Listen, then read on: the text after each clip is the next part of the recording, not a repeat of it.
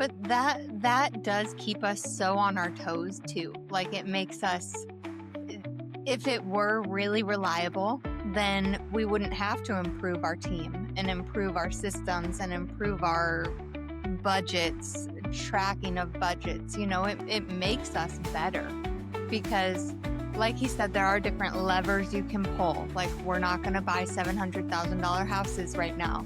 We're not going to take on a year-long rehab right now. Like, we have control to make those decisions, but also at the same time, we see what has happened and we can just tighten up parts of our business that need to be tightened up. We're not getting complacent, I guess, by any means, because it's like, oh, we see what we have lost and we see the potential for that again, and we need to fix those things. Yeah. Welcome to Our Family Invests, the podcast where successful couples come together to share their inspiring stories of balancing family, life, and business. We're Mike and Caroline Neubauer, husband and wife entrepreneurs striving to live our best lives with our family at the center. This podcast celebrates the couples who inspire us, invest in each other, and raise those around them to the next level. Join us as we explore their challenges and victories. Let's learn, share, and grow together. All right, today we are excited to welcome Camron and Lexi Cathcart, a powerhouse couple who have built an impressive real estate business while keeping family at the heart of it all. Camron started his career as a pastor, but unexpected medical bills forced him to rethink his path. Together, he and Lexi pivoted into real estate, where they've since scaled an impressive portfolio, flipping close to 100 homes a year and managing dozens of rental properties within their $15 million real estate empire. Their journey took them from St. Louis to Denver and back to St. Louis again, where they laid the foundation for their success, and eventually to Hawaii, where they now manage their entire operation remotely while raising their growing family, including 3 kids and twins on the way. In this episode, we dive into what it takes to build a thriving business as a couple, how they overcame early financial struggles, the realities of working together, and the challenges of balancing it all while living in paradise. Can I print that and hang it on my wall, please? Yes. So I'll send it to you. I'll text it to you. It's actually you. No, the St. Louis to Denver, back to St. Louis, then to Maui. That was And phenomenal. Maui. You nailed it. Thank you. I'm glad that I pay attention sometimes when we get Yeah. together. Guys, so all right, so take us back actually to St. Louis and when you guys met. I know you guys were really young when you met, but I want to hear your origin story, how you guys, what were your first impressions of each other, and what was that moment like when you actually started to notice the other person? This is fun. I don't remember life before Camron, which is crazy. But we met when I was in the 2nd grade and he was in the 3rd grade. Now we didn't like hit it off young love, but we did. We started actually dating in high school. Growing up, our families were friends, and he's one of 4 boys, and they grew up on a farm. And the reputation was like, they're the wild Cathcart boys. They're Think of on Cade. a farm. Think of Cade. Think of our son Cade, and Oh my and they God. give him 3 brothers, and they're just And like 700 acres and 4-wheelers and dirty and active and fun, but like they're the country boys. And so somewhere along the way he got abs, and that changed my mind. I'm like, oh, it was the abs for me, definitely. But All right, Cam, what's your take on that? I mean, I did have a great 6-pack at like 13, 14 years old. it's No true. doubt about that. Not anymore. I was talking about your take on Lexi, Oh gosh. Your abs. but thank you for that bonus. Yeah, we went to the same church. I think it was actually earlier. It was 2nd and 1st grade, because it was when Okay. we went to the Living Word Christian School. Yeah. And Sounds about right. but then your family started going to the church that we went to, and so knew each other from a young age. Our parents were in the same small group, and I think that was in like 2nd and 3rd grade. Yeah. And so grew up together. We've known each other since we were literally our kids' age. That's crazy to think that, It's like, crazy. yeah, since we were Riley's age, like we and Callie's age, we have known each other. And then what was it? It was my sophomore year of high school, her freshman year of high school. I was dating somebody else, and we were always friends or friends-ish. Like we hung out in the same group. We're in the same youth group, same high school, same everything. So we saw each other all the time. But then I was dating somebody else. This is deep, but I always liked Lexi because Lexi was always one of the prettiest girls at our school, the prettiest girl. And the and you were always texting me. You were kind of playing homewrecker a little bit. Actually, you for sure were. Sure. Yeah. I've Um, admitted to that. for sure were. And then I think this was her trying to make me jealous. My brother, who's a year older, so he was a junior, asked her to prom, and she said yes. And Scandal. yes. I did get jealous. Young Lexi, what was I thinking? Wow. And so then I was like, Lexi and I remember we were actually on the beach. We were at a youth retreat in Panama City, Florida. And she sat me down and was like, I like you, but you have to leave this other chick. And I did. Nice. Yeah. And then since then, Essentially. the rest is history. So that was like, we were 16 and 15, I think then. And we've been dating ever since. And then we got married when we were 20. You were 20. Yeah, you were 20. I was 20. I had just turned 21. She had just turned 20. And we got married, and we've been married now for 13 years. 13 years in June. Yeah, it'll be 13 years in June. So we got married in 2012. So Lexi, great job, by the way. So glad that you laid down the law on the beach in Panama, Florida. Oh, yes. But what was the marriage proposal like? Okay, so Cam went all out for this. Wait, this is actually a picture of us. You have That is when she laid down the law. That is the conversation. Wow. I told my best friend at the moment, I said, it's either like we're moving forward or we're not, and you should get a picture of this moment. And she did. I didn't know Look, you I had it got in your it. desk. That's super cool. That is the picture of us in Panama City. Yeah. That was the make it or break it moment. Yeah. So Cam for the proposal went all out. We love beautiful places and we love adventure. So he picked Colorado for a ski trip, which was perfect. We both love skiing. I love skiing. He loves snowboarding. But he planned a friend's Colorado trip. And I had no idea because I was 19 at the time. He was 20. I honestly had no idea that this was coming. Amazing. But he had got a ring prior to the trip and he snuck me off on one of the, was it Peak? Not, do you remember Peak? It's at Breckenridge, Peak 9, maybe. I don't know. One beautiful overlook of the Rocky Mountains, snuck me off alone, got somebody to film the whole thing, got down on one knee. I was shocked. And then we skied down and told our friends. And I thought that was it. I thought like, oh, just friends and us. But I'm really close to my family as well.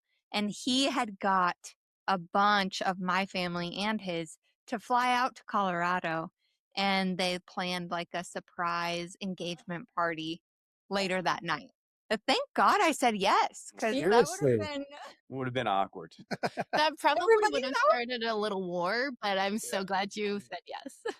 Me too. That's So good. Yeah. Very memorable. You know, it's funny because you guys being first and second grade, I remember, you know, when you guys first moved out here, Riley and Nico were that age.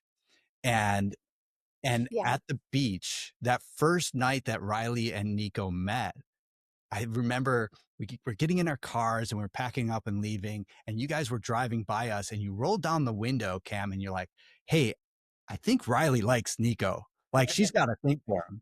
I was like, really?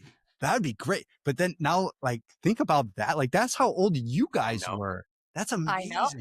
When we first met and got in each other's worlds. Yeah.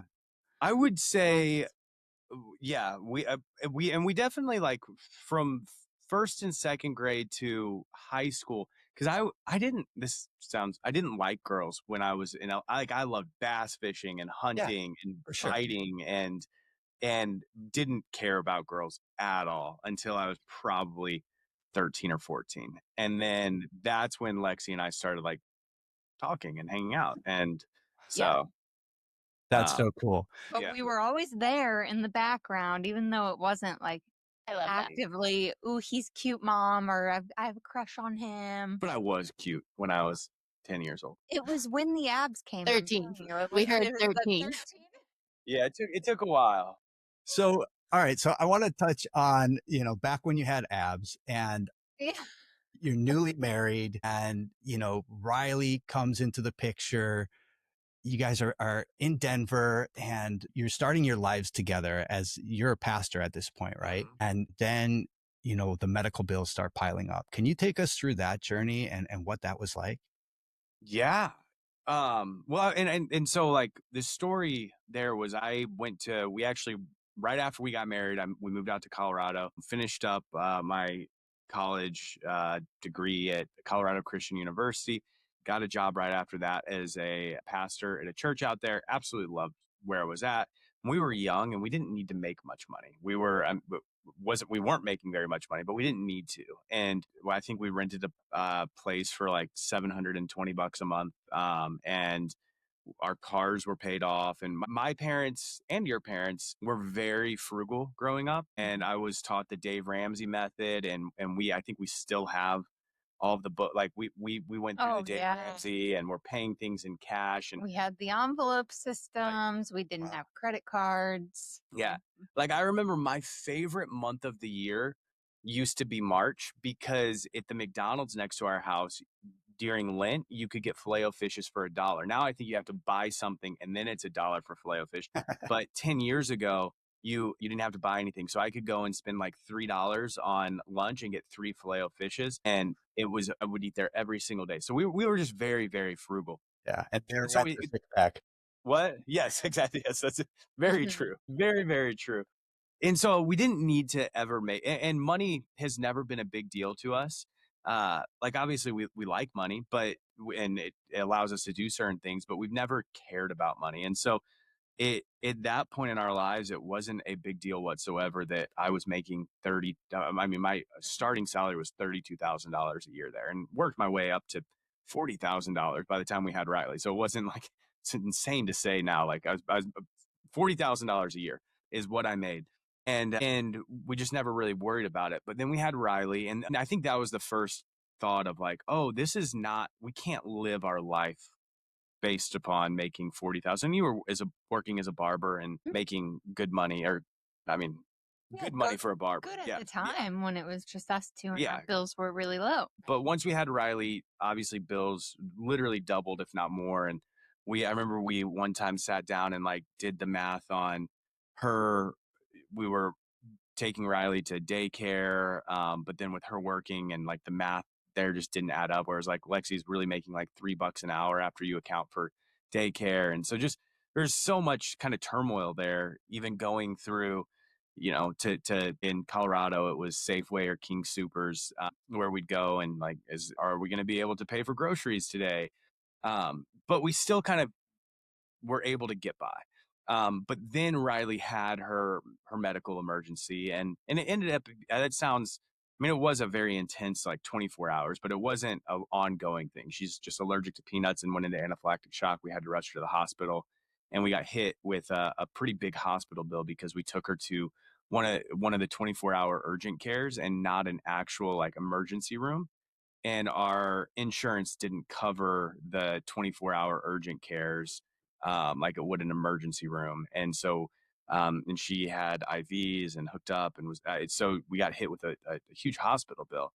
And I think that was the first time in my life personally where I was like, this is not the life that we want, where we get hit with a hospital bill and we literally cannot pay it. Around that same time, I remember I had I think it was a 1994 Ford Explorer. Yeah. And I had to get new tires on it. Literally, I had driven the tires to where you could see the wires coming out of it.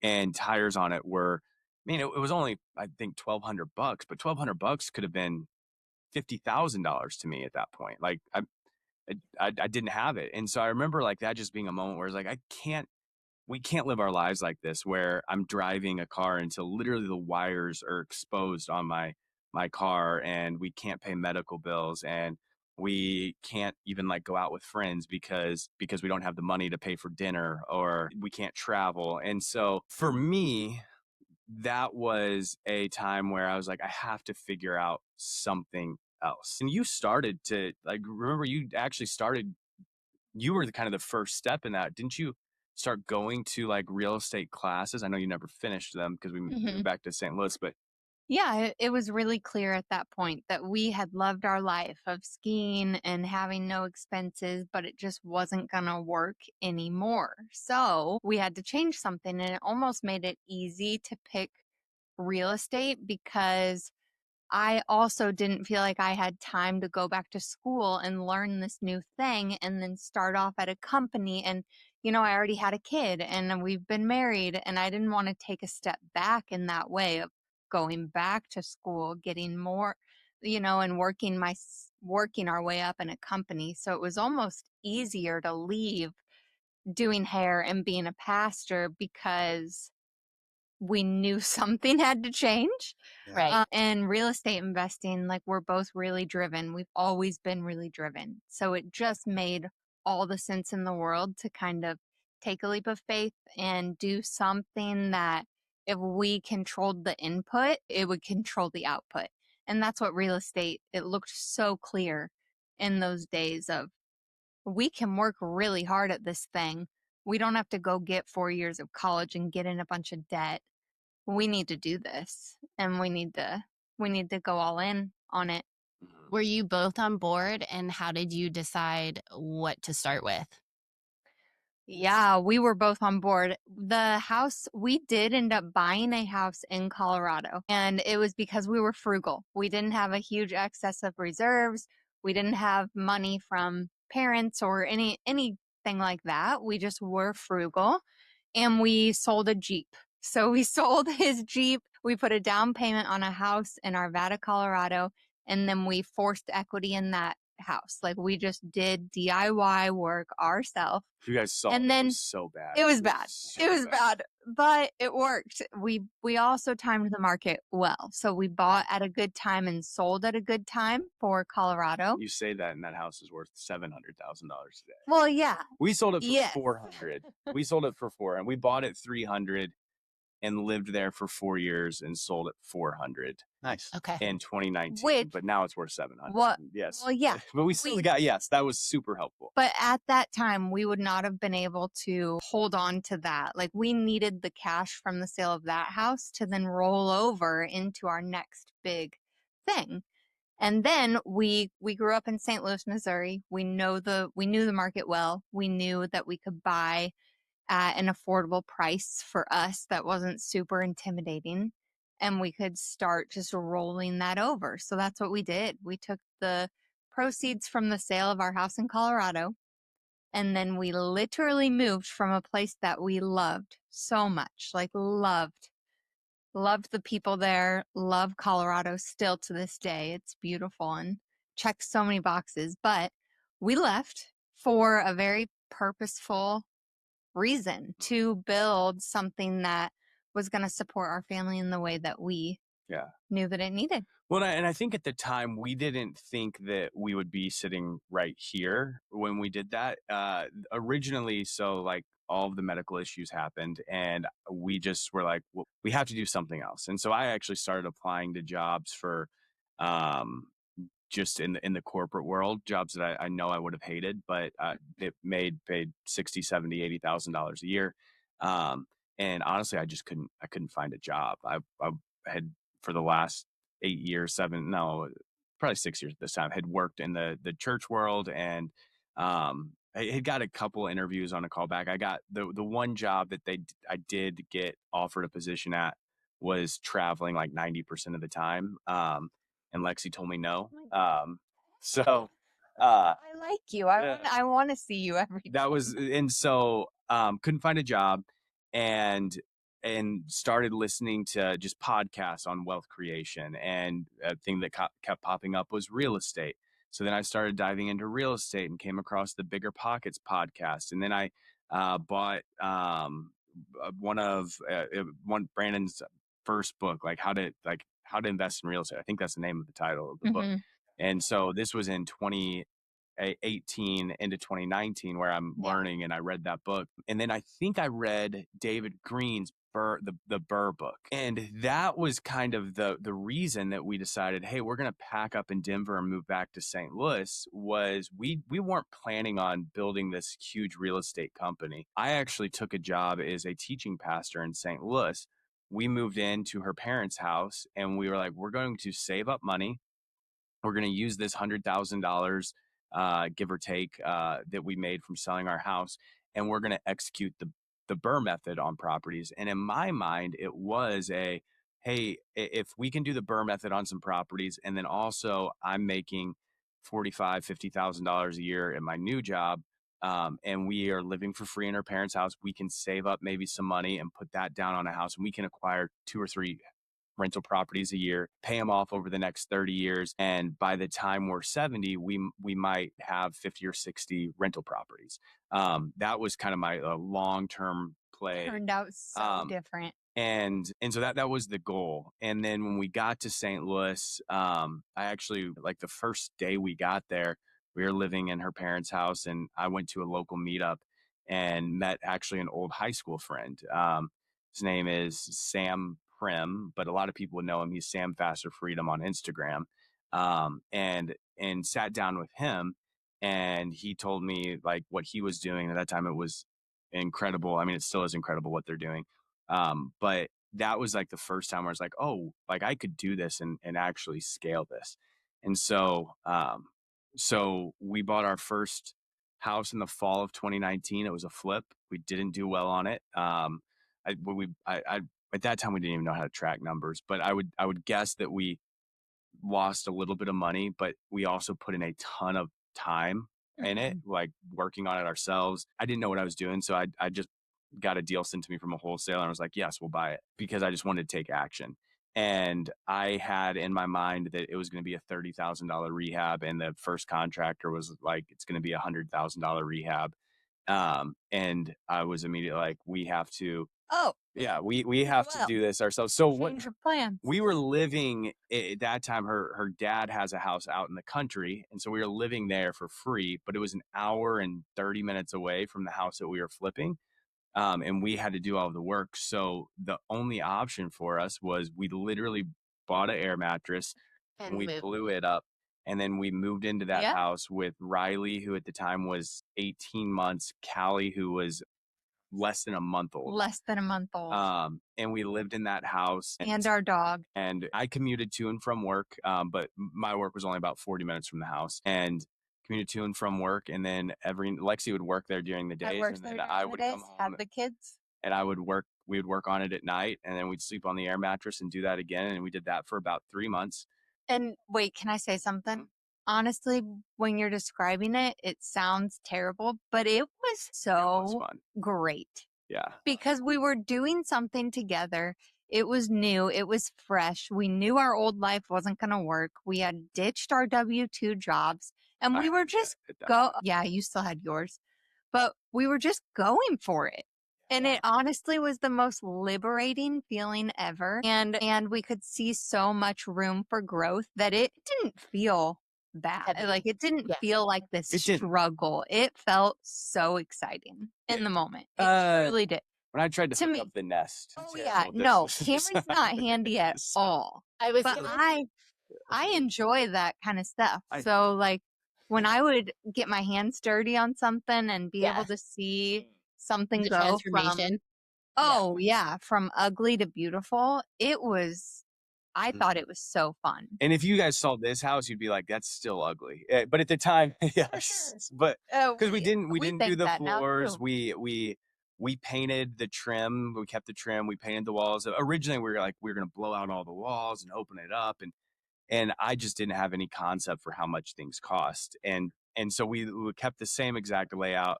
We refinished the kitchen cabinets, we painted, and then did like new toilets and vanities and hung new light fixtures. It wasn't a ton, but we did it all ourselves.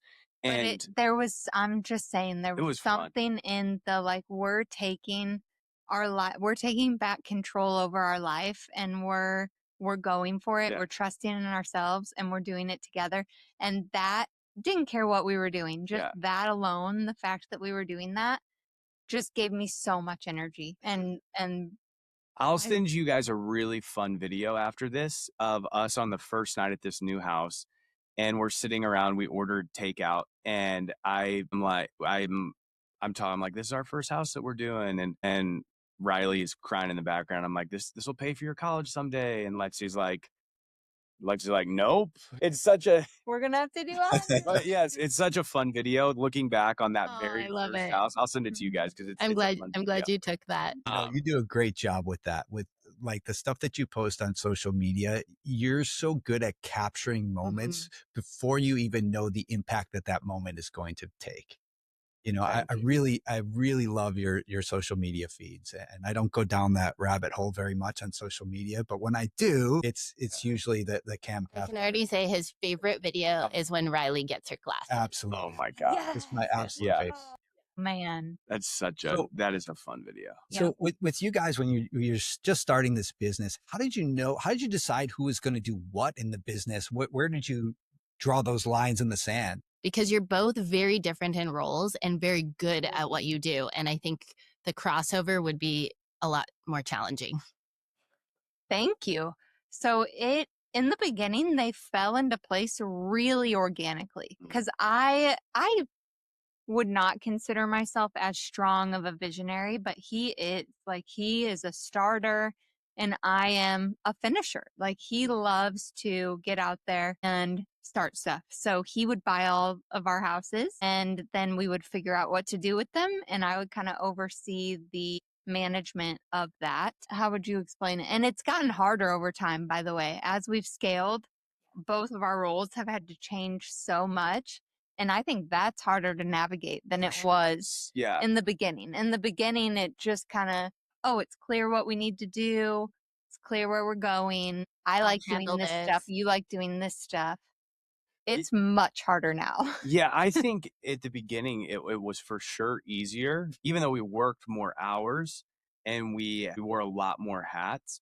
It was very, very easy to navigate who does what, because like there was just a clear line of where my job stopped and hers took over. And that was once the house is under contract. And now where we've got acquisition managers and a CFO and an accountant and a marketing manager and a project manager and a maintenance tech, now it's like there's very unclear, like, and part of that's like a leadership flaw on our part where we haven't created these very clear structures, but it's also like, it was just so much easier where it was like, once the contract is signed, I'm not going to think about this again. Yeah. And now there's just a lot more to think about and navigate. But I also think it was just like the thing that I'm best in the world at is building relationships. And that's what I use to buy houses. I just built relationships with people. And I was, and I'm not saying this braggadociously at all, but it's going to come across that way. I truly do think that I'm one of the best like relationship house buyers in the world. Marketing, not my strong suit because I'm not great at the numbers and I'm just not analytical enough. But when it comes to me going to a meetup and meeting a bunch of people and getting a house sent to me the next day that's a buy, I can do that all of the time. Or when it comes to going out to lunches with wholesalers and real estate agents and property management companies and probate attorneys and building that relationship to where they want to sell me a house and they want to sell me a house cheaper than they'd probably get an offer from somebody else because they just like me and they trust me. I was great at that. And so it just kind of fell into place where like that was my job, was networking and buying houses. And once the house got under contract, it was passed off to Lexi, and then she handled contract to close. And the other thing I did was I'd get the money, but that was a relationship side of thing, just networking with private money lenders. But to me, it was obvious that he had that part. So I'm like, I don't need to even think about that. I just worry about what do we do now that we have a contract in this house? Where are the keys? Who's making this pretty? What are we doing with it? How do we track our numbers on it? And everything after contract signed, I was figuring out. Mhm. Do you like how your roles have changed? Because Cam, you are so good at relationships. And so now, as more of a leadership role, you probably have to step away from that a little bit, even though you're really good at it and love it. No, yes, great question. And that has hurt our business. And we're gonna hire somebody here in the next couple of days that is going to come in more as a director of operations in our company. And one of the things that I told him is, I want you to run the company. Like, I'm still gonna be the cast vision and stuff, but I want you to be the X's and O's guy in our company. And one of the reasons for that is I want to commit more than 5 hours a week to acquisitions. Because right now I just don't have the capacity. And we've seen it reflect in our numbers, in that we bought a lot of really bad deals this year as well. And that's because I really have only put 3 to 4 hours a week towards actual acquisitions, because I've been trying to manage. I've been trying to do something that I'm Run not a even, business. and I'm not Right. even like, I've been trying to do something that I'm not good at, Yeah. and giving up something that I'm amazing at. Really And good at. Yeah. yes. And so I think that that needs to be switched. So part of this guy's role is allow me to be more focused on acquisitions again. But it's a So great question. Hey family, real quick. If you would prefer to watch your content, head on over to Our Family Invests on YouTube. You can watch this podcast and more over there. Don't forget to like and subscribe and hit that little bell icon too to make sure you never miss an episode. And now, back to the show. I can confirm that you are amongst the best people on the planet at relationship building. You're amazing. Thank you. But I'm curious, like you've gone through a little bit of a change in the market since you guys started too, right? Like 2019, 2020, 2021, you could sell anything to anybody and you can make a pretty good profit. Things have changed a little bit since then. And I'm curious, because you guys do so much volume, obviously your systems have to be in place. And I know that they are as dialed in as anybody in the flipping world. But I'm curious, do you guys ever feel stress over how much capital you have out at any given time? You know, with everything that's going on in the world, tariffs and building prices and immigration, you know, all this kind of talk. Are you ever stressed about like, hey, you know, one bad turn and this can all go sideways? And if so, how do you prevent against that? Drink. Gosh. Sorry. That is a Not joke, all guys. That's relationship awesome. advice is advice. I take that back. Yeah, I mean, so I love you, Cam. the answer to that is yes. Like, flipping is a interesting business for multiple reasons. One, and I talk about this a lot, is you are always you are building a business every single month. Like, there's no residual income when it comes to flipping. Like, you're not working with repeat clients because it's a house. Like, you're not working with repeat clients. It really is a new business every single day, and it can instantly turn. And obviously there's like things that you can do, brand awareness, the connections and networking that you make that build up like a lead funnel that is pretty consistent, hopefully. But at the same time, like, if you aren't buying houses, you go out of business. And so, Or if projects don't do as well as you expect them to, then your cash is low and you have a bunch of capital out. That gets tricky too. yeah, We were able to build reserves in probably 2022 and 23 and some of 24 that got us through a lot of our losses, because we did have our first losses in 2024, but we did have some reserves built up to get us through that. you guys want to hear a crazy stat? We had 2 losses out of probably 400 houses from 2020 to July of 2024. We've had 8 losses since then. 2 losses, yes. But part of that, just the market shifted. But here's another thing that I love about flipping houses.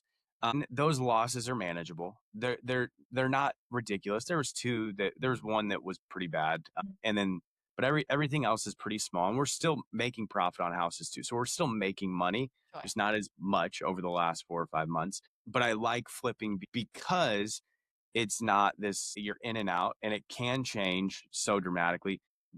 I love the fact that you're able to pivot very quickly. where it's like, hey, we know that some of the losses that we've had are houses that were in the $700,000 plus ARV range. We had 2 of those houses, and those both really did not go well. And we know that right now, like, the conservative is good. Like the 3-2 brick ranch and class A and B neighborhoods, those are harder deals to find, but we know that every time we buy a house like that, we make a lot of money. And so, like, we're able to pivot, and we're able to say, hey, you know what, for the next 6 months, we're not going to be aggressive. We're going to dial back our acquisition side of things, and we're going to focus on houses that we know that we can make money on, and a lot of money on. And if over the next 6 months we only make $200,000 instead of $500,000, that's fine. And so we can do that. The other thing that I would say, and this, not everybody has this luxury, but we were really good about our rental portfolio. We bought rental houses in Class A and Class B areas. We're at about a 55% LTV on what we have. And not saying that we ever want to sell those, but at the end of the day, we have a lot of options to where I'm not laying awake at night being like, we're going to go bankrupt, which I think a lot of flippers are. Yeah. I'm not. Now, are there times where I'm like, we might not make money for the next 2 months? Yes, for sure. But I'm never scared that we're going to Lose it all. or yeah. But that does keep us so on our toes too. Like, it makes us, if it were really reliable, then we wouldn't have to improve our team and improve our systems and improve our budgets, tracking of budgets. It makes us better because, like he said, there are different levers you can pull. Like, we're not going to buy $700,000 houses right now. We're not going to take on a year-long rehab right now. Like, we have control to make those decisions, but also at the same time, we see what has happened and we can just tighten up parts of our business that need to be tightened up. We're not getting complacent, I guess, by any means, because it's like, we see what we have lost and we see the potential for that again, and we need to fix those things. Yeah. And I think that'll probably set you apart because, when you mentioned flippers maybe staying awake because they don't have a rental portfolio and they've only been in the flipping business for the past 3 to 5 years, they may cut corners or, the quality is going to change. So that's another way to definitely stand out as like, hey, what are Cam and Lexi producing? Because we would much rather buy one of their assets. Yeah. Okay. Yeah, your team on... Oh, sorry. Go ahead. Oh, I was going to say, maybe this ties into what you were going to ask. I think the hardest part for us is we could, if we wanted to, and we're not going to, but we could shut our doors for the next year and we'd be fine. Got enough available cash in the bank, and we make a decent amount of cash flow from our rental properties, where it's like, hey, now it's just not a great year to flip. And we're going to shut our doors. And when we could, the hard part about that is we do have a team that we have to support. And that, I think that keeps me up at night way more than are we going to make money? Yeah. That's way more important and stressful to me, is like, oh, I've got other people's livelihoods riding on this. Yeah. And how did your team take the news when you guys were going to relocate to Maui? I mean, the first one was kind of a trial and then it was permanent. So how did that go? Good question. I think that I thought it would be easier to maintain a tight-knit culture than it really was far away. Because culture is something both of us are really good at. Yeah. We can engage. We have empathy. We're compassionate. We both care about the people on our team. And we like to have fun with them. We like to know a lot about their personal life. But moving did definitely... It's harder to keep that culture at a distance than it would be if we were there. That's just a harsh reality. But also it does give our team the opportunity to really step up, because we can't be there in person to walk that house or set that lockbox or go sign for this closing. So it does give members on our team an opportunity to really step up. And Yeah. And have you seen that more than not? I think we've seen it both ways. Some have stepped up and some have not liked that we aren't physically there in person. It was a harder transition than I expected, for sure. And the biggest thing is what Lexi said, is the culture where we've never had an office space, but we would literally just use our house as an office. And so we'd have our team meetings. We had a really nice house in St. Louis and huge living room and kitchen. And so on Tuesday mornings, we would have everybody over, and Lexi would go get donuts, and we'd have donuts and coffee, and then we'd meet for a couple hours, and then we'd go out to lunch together. And then we would see them multiple times a week, or go out for happy hour for drinks or something like that. And again, that's my sweet spot, is like, I love that, and I'm good at it. It would just feel good. Energy felt so good when you left. Even if we were talking about crappy stuff, the energy, it would still feel really good. Yeah. The energy would.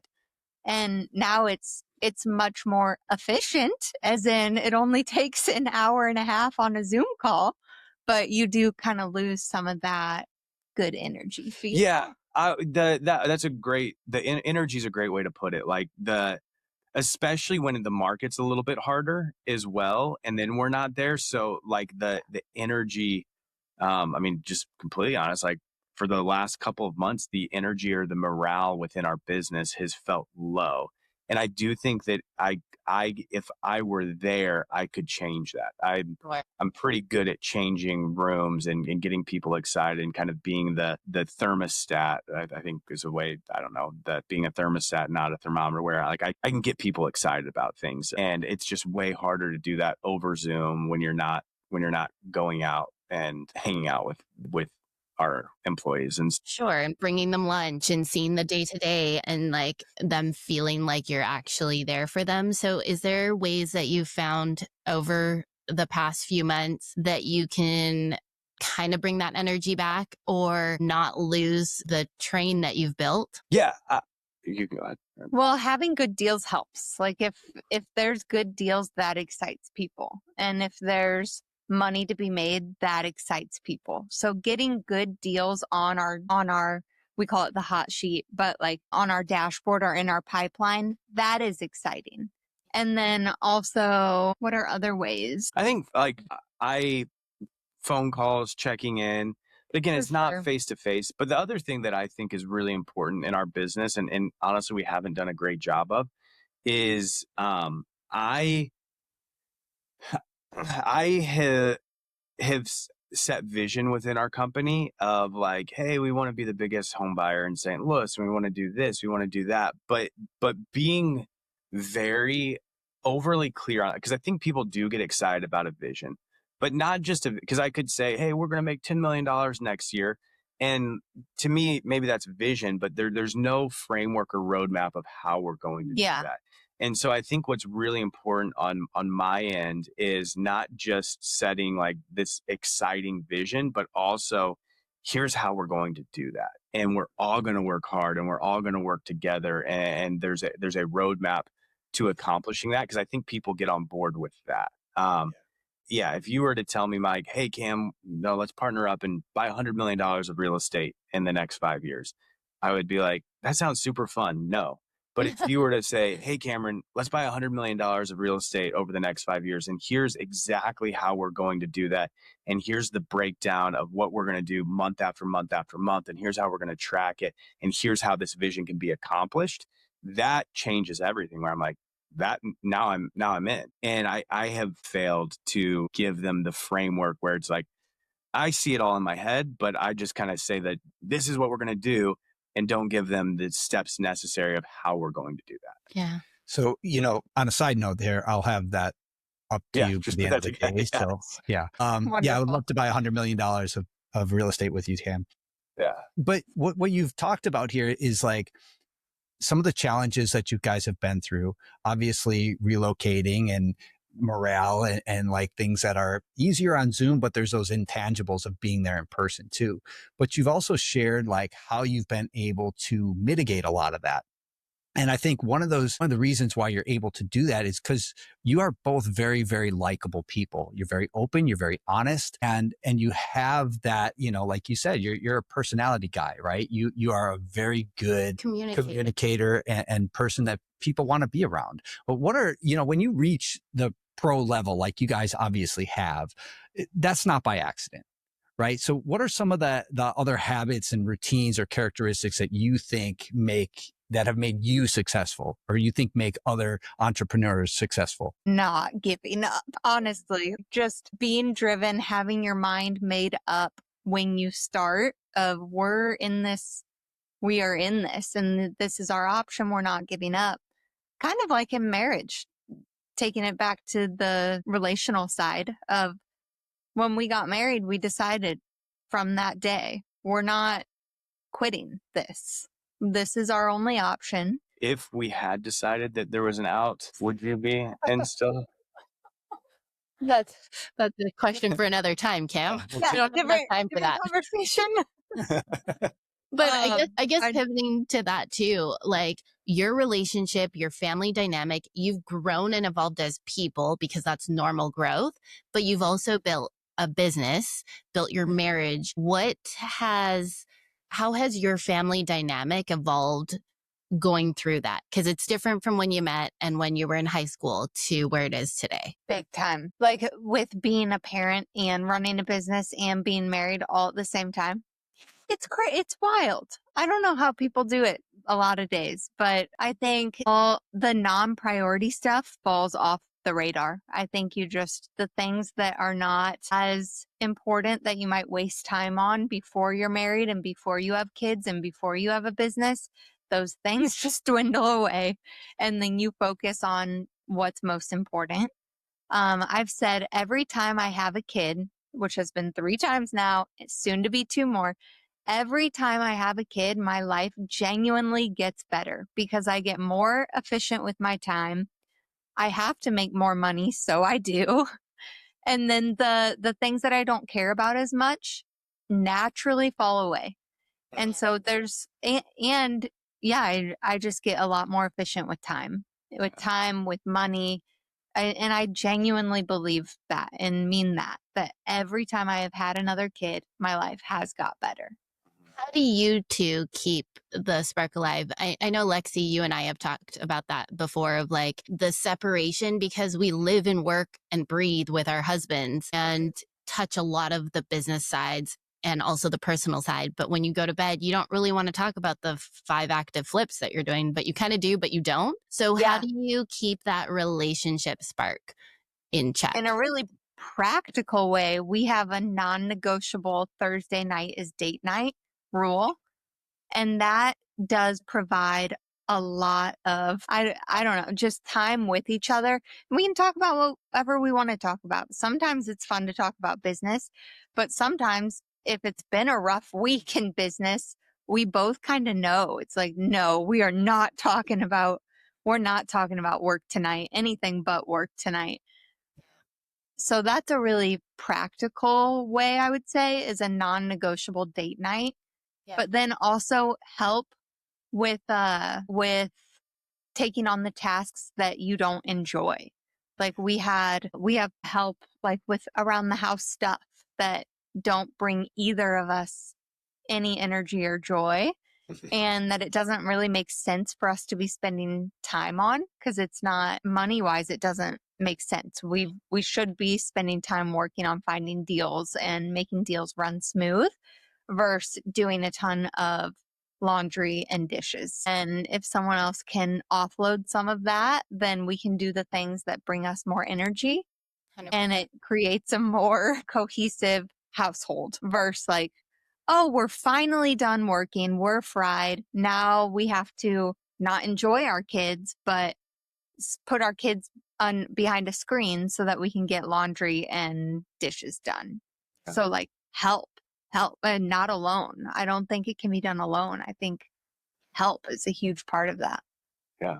And I think like just relationally, business wise, like as we've grown, like that's the beauty of just the human experience. Like life wouldn't be fun if you weren't growing. Like you wouldn't, if it were sunny every single day, you wouldn't even realize that it was sunny. And I say that to say, like, in our marriage and with our kids, I think it's so much fun to be able to experience that growth together, where like the pain, the heartbreak, the anger, the stress, but also all of the good times, all of those moments, like that is what makes marriage fun. Not the anger part of it, but I'm saying, like, if we weren't working really hard, we wouldn't understand what rest meant. Like if we were always in a rest. And so I think that, I don't know if I'm making sense right now. It doesn't sound like I am in my head as I'm talking through this, but like growing together is so much fun, and it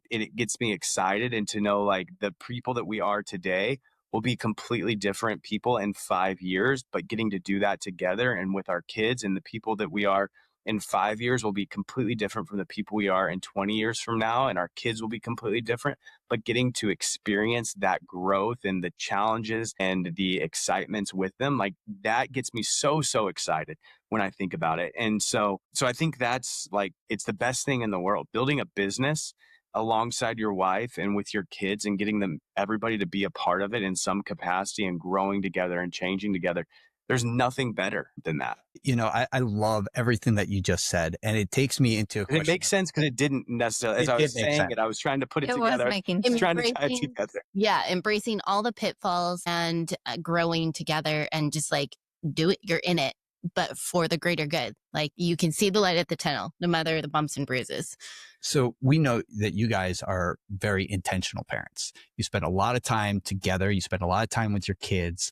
And I'm curious, what do you want your kids to learn from the way that they see you work and live? I mean, I think this goes back to why our business has done well and why our marriage has done well. Is growing up, I was always a incredibly tenacious person. Like a great example of that is I could, believe it or not, I could run a mile in 4 minutes and 40 seconds when I was growing up.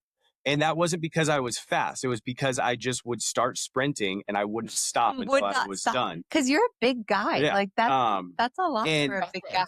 Yeah. And in basketball, I was a center, and I was really great at it against a bunch of 6'8" and 6'9" guys, because I just wouldn't stop. If I saw the ball, it was mine. And I averaged 15 rebounds a game. And part of this is just me bragging on myself. But I say that to say, like, you took that opportunity. Yes, wow. That tenacity of, I am not going to give up, the grit. And my kids for sure see it. I'm up every morning by 5 a.m. and I'm working, and they see me work. Like, I think that's so special for kids to see. But I think it's also special to see, like yesterday, they got home from school at 3 o'clock. And this actually is some people are going to think this is an absolutely terrible joke. I came out to the car and I was like, I have really bad news. Daddy got pulled over today, and the cops are arresting me. Mom has to take me to jail. And so I got in the car and I texted Lexi, and I was like, this is an April Fool's joke. Just go along with it. And I was like, guys, I have to go to jail. And they're like, why do you have to go to jail? No, there were no tears shed. It was close, and I'd let them get close. But I told Lexi, I was like, take him to Shave Ice. And so like we're in the car, and then we get to Shave Ice. I'm like, April Fool's, not go to jail. Let's all have Shave Ice together. Kind of a terrible joke. They probably will have trauma because of that.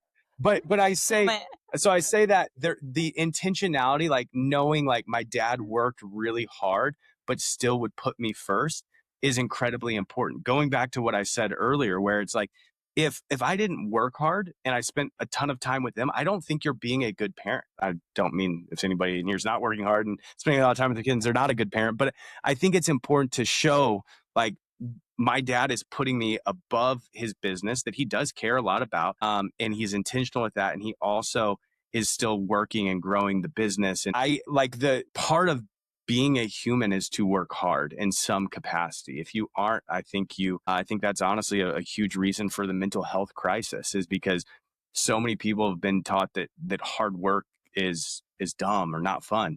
But the most fulfilling days that I have are the days where I work really hard and I get to hang out with my kids. I get to hang out with Lexi. Those are so fulfilling. At the end of the day, I'm like, that was an amazing day. And so I want them to see that. I want them to see the hard work, but also the time to put people and them and Lexi first in that, if that all makes sense. Yeah, I love that. So for other young entrepreneurial couples and starting out in business, whether they're working together or not, what would a piece of advice be for them? I would say find out what you love to do and what your strength is, and then try to play into your strengths and let your partner play into their strengths so that you can both be the best versions of who you are and work in your genius zone. And something else is just put your head down and go for it. Just go for it. Find something that you really want to excel at, and then just assume there's no other option and just go for it. You do what you're good at, let your partner do what they're good at, and that'll come together. And as long as you don't quit, then you can have a really good result. That's good. That's great. Yeah, Thank you. I would say mine actually it is the background. I don't know if they'll be able to see this. It says keep showing up. You can't see it, but it's the background on my phone. And I think in life, in marriage, in raising kids and owning a business, the only way to be successful is to show up day in and day out. And there's going to be incredible days, and there's going to be good days, and there's going to be average days, and there's going to be bad days, and there's going to be terrible days. But if you continue to show up day after day after day after day after day for a long period of time, I think a lot of people don't realize that that's not for 2 weeks. That's not for a quarter, 6 months, a year. That's for year over year over year over year over year.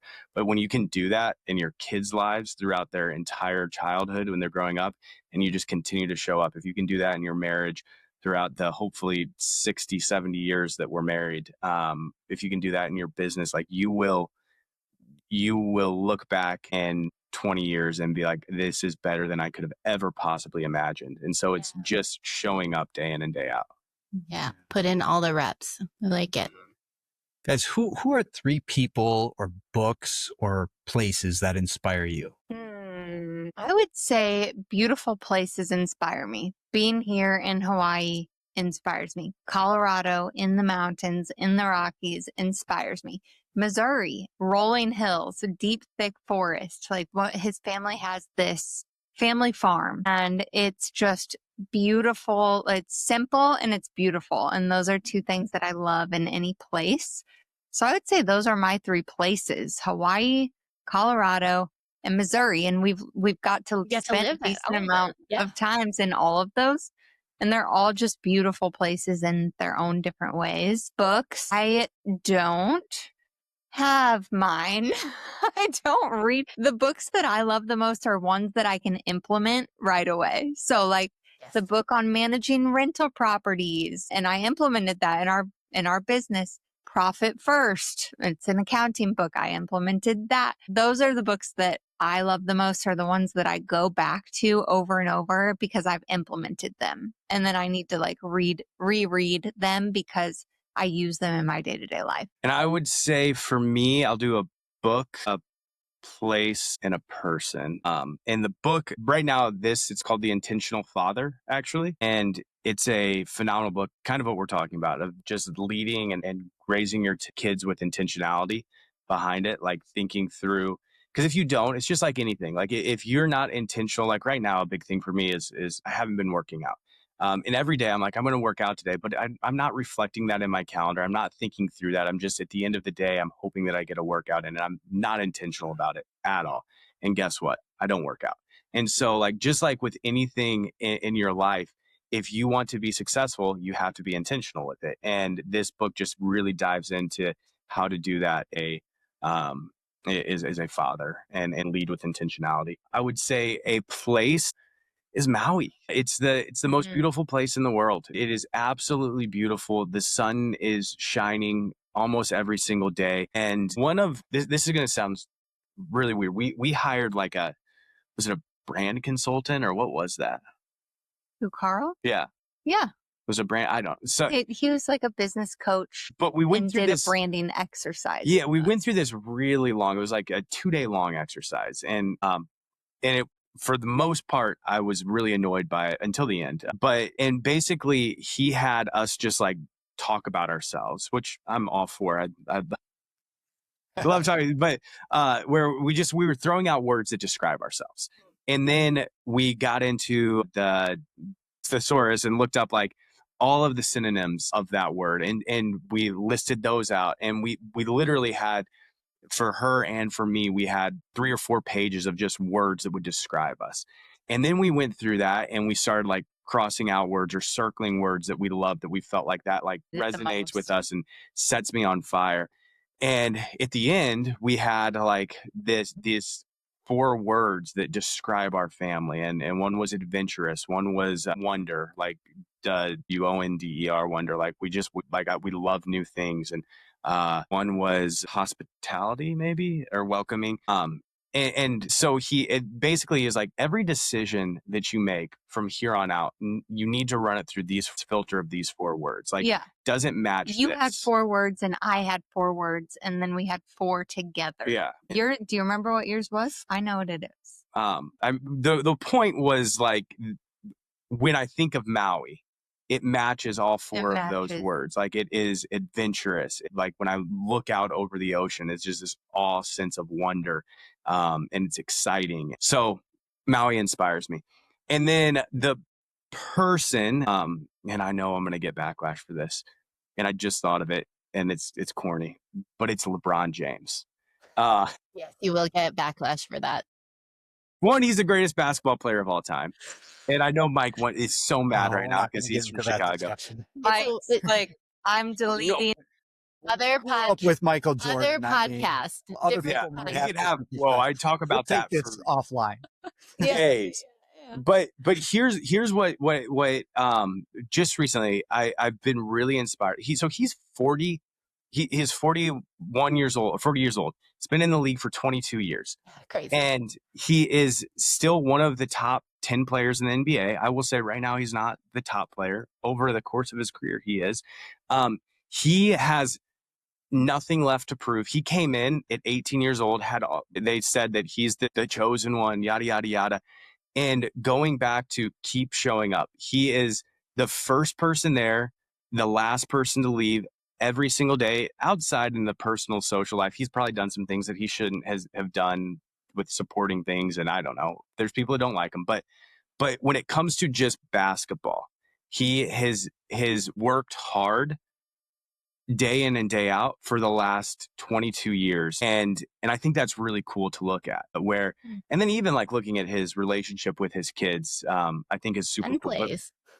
Yes. But I was thinking about that the other day, where it's like, he's in his 22nd year and he is still the hardest worker in the gym every single day. And I think that there's a lot of people out there like that we can look to that inspires us, where it's like, they just, going back to the screensaver on my phone, he just keeps showing up day in and day out. And so, and he's also the best player of all time. Okay, on that happy note, we're going to move on because everyone's still smiling. What does your business and personal life look like in 5 years? In 5 years, well, we will have 5 kids. Mm-hmm. I know that for sure. At least. At least, yeah. I want 5 7 kids. My gosh. Wow. That's news dropped right now on this podcast. We will have 5 kids. We'll be here in Hawaii in 5 years. I think that I would personally love to be more available for my kids. Right now, I do work a lot, which I love, and I love them to be able to see that, but I want to be available for my kids in a way, in a new way. What do you think? 5 years from, we have not had this 5-year talk in a while. 5 years from now, our business is incredibly healthy, where we have hired a incredible operator to run the day in and day out of our business, that allows me to do things that bring me joy and make me feel like I come alive, which right now I've been in our business in a lot of areas, I don't feel that. Mm-hmm. And we will be making well into the 7 figures every year, personally, from our flipping business.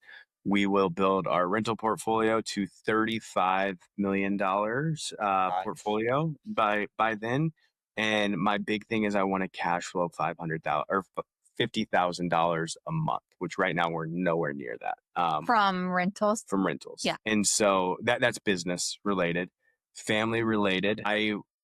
Which I feel like we're all like, one of the things that is weird, and I talk a lot, so I'm sorry, but is we're in a weird season right now where we have recently just accomplished all of our 5-year goals, if that makes sense, which is amazing. Like we, in 2020 to now, like we wanted to move to Maui, we wanted to own a house here, we wanted to build a thriving business, and we've hit all of those. And I do think it's important where it's like, okay, now what? Now what? Yeah, exactly. There is this like, okay, now what? And when I was going to say with kids, like I want to be available for them, but I feel like You don't want to be. no, I just feel like we already are. Like I don't miss any events that they have. I don't miss birthday parties.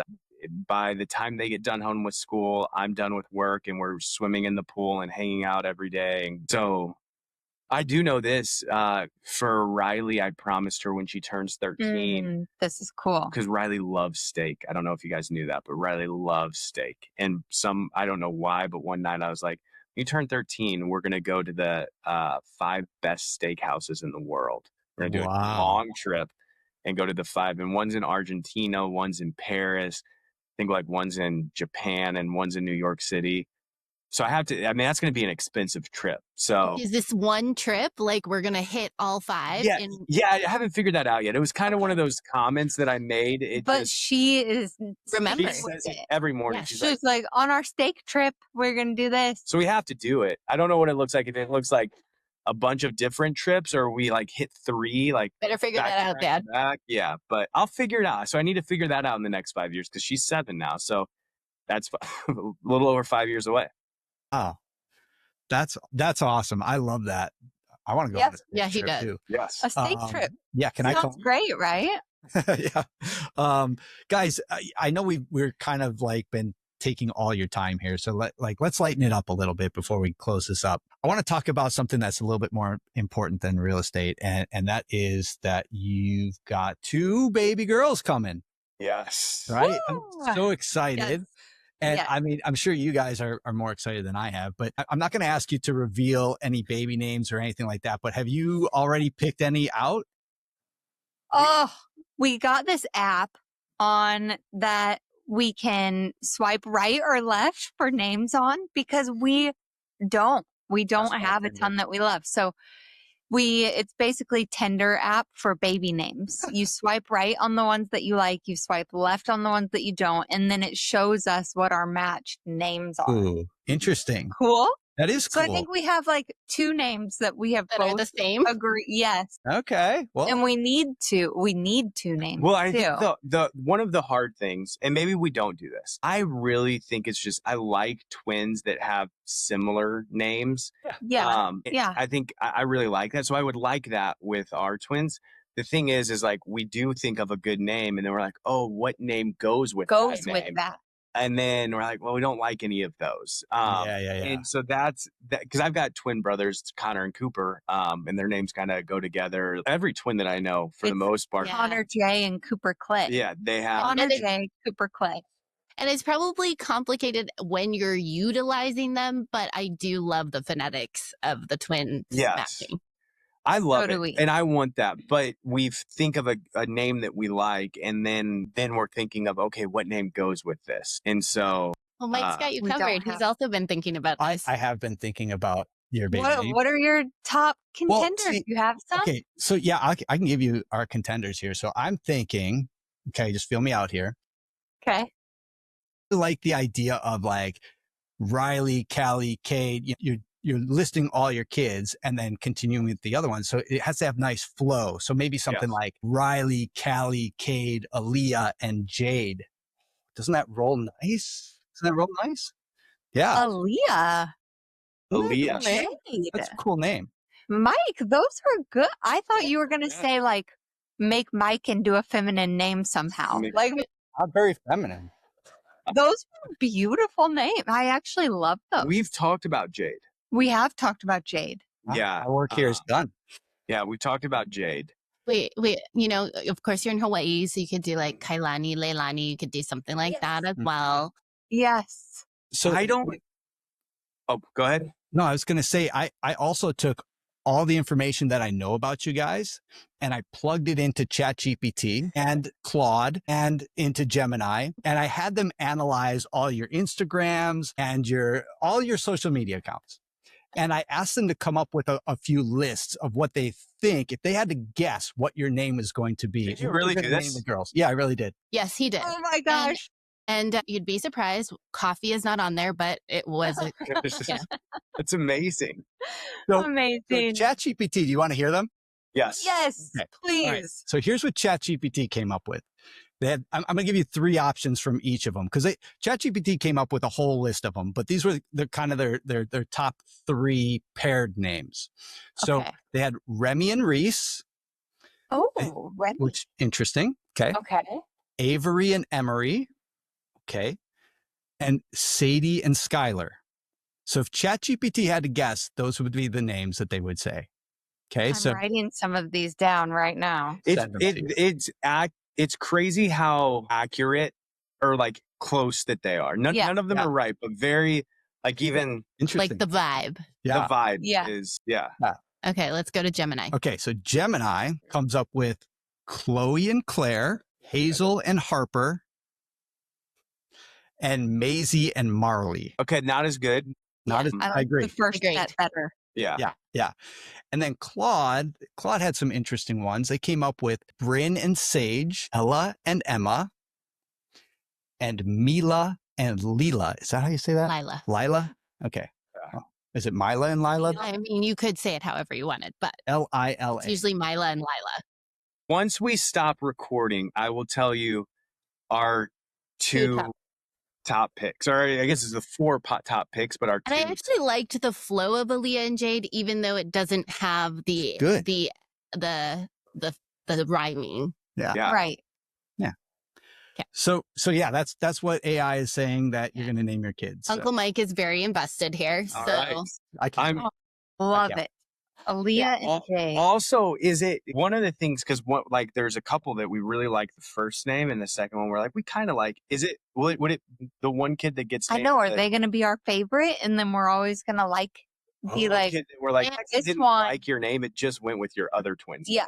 it You're rhymes. the one that we named. Or you do a middle name, like maybe you do a Hawaiian middle name, or are you thinking We've thought family about that. name? Because it's like, I don't know.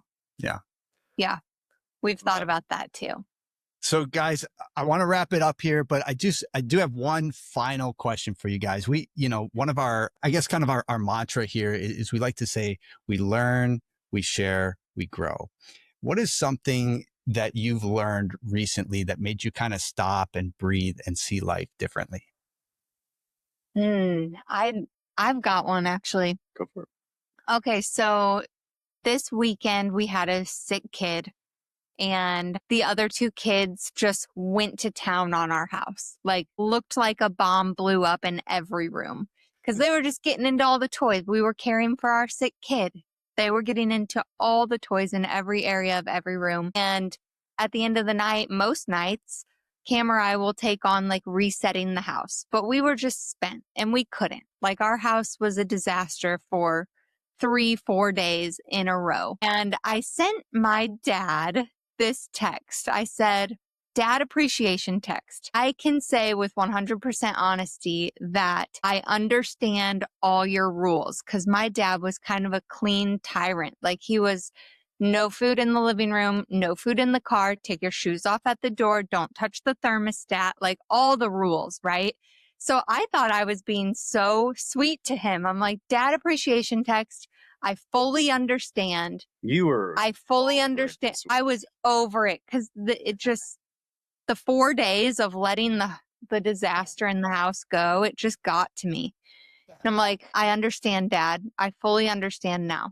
And I expected him to say back to me like, not laughing, but because he's a great dad. But I thought he would say, yes, you're right. Like, it's your turn now, or I passed it on. Like, you did this to me. Now they're doing it to you. No, he responded back the sweetest thing. He said, if I could go back and redo it all over again, gosh, getting emotional. If I could go redo it again, I would. And now all I hope for is the grandkids will come over and trash the house. It just hit really hard. Like, it was so genuine. And if you knew my dad growing up, like, if you thought I was a clean freak, he was 10x that, or like 5x that, whatever. But it's just so cool to hear. Don't freak out about, that was a really cool moment of, don't freak out about the messes. Like, one day they're going to be gone and you'll be praying for a mess in your house. Yeah. So it was probably just the right, I needed that in that moment, but really hit home because it was my own dad, and It's awesome. So good. it's cool to hear. Well, I'm not going after that. Yeah, I know. I'm like trying to like gather myself so I don't cry.